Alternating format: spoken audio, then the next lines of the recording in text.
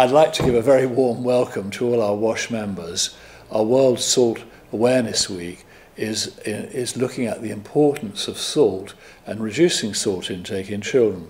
Some of you may wonder, why are we focusing on children?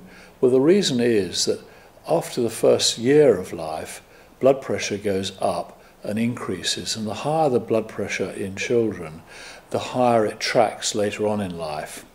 And salt is the major factor that puts up blood pressure in children and subsequently in adult life, particularly the rise in blood pressure with age.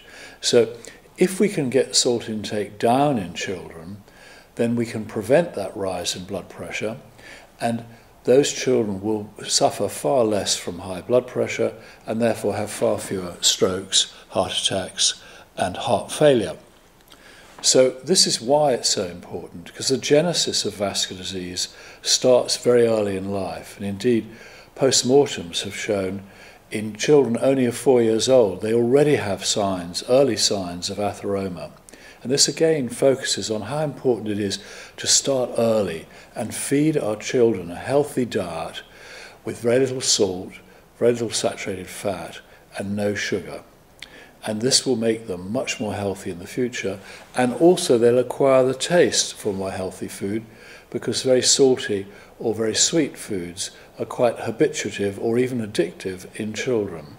The amount of salt children can eat is a very debated question, because we don't know exactly what it is.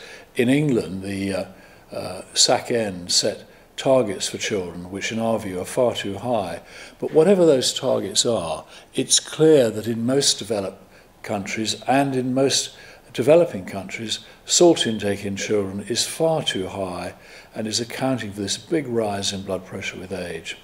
So we have to focus on how we can reformulate products to children to get the salt intake down, and also when cooking at home to use products that don't have added salt, and in particular don't add soy sauce or stock cubes or all those hidden sources of salt, because it's not just the white crystals that contain salt.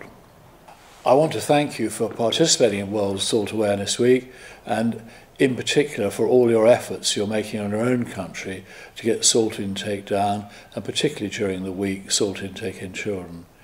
This is one of the most cost-effective public health measures we know, and I really wish you every success in your own country, and I do hope you'll be able to feed back with all of the successes that you had during the week.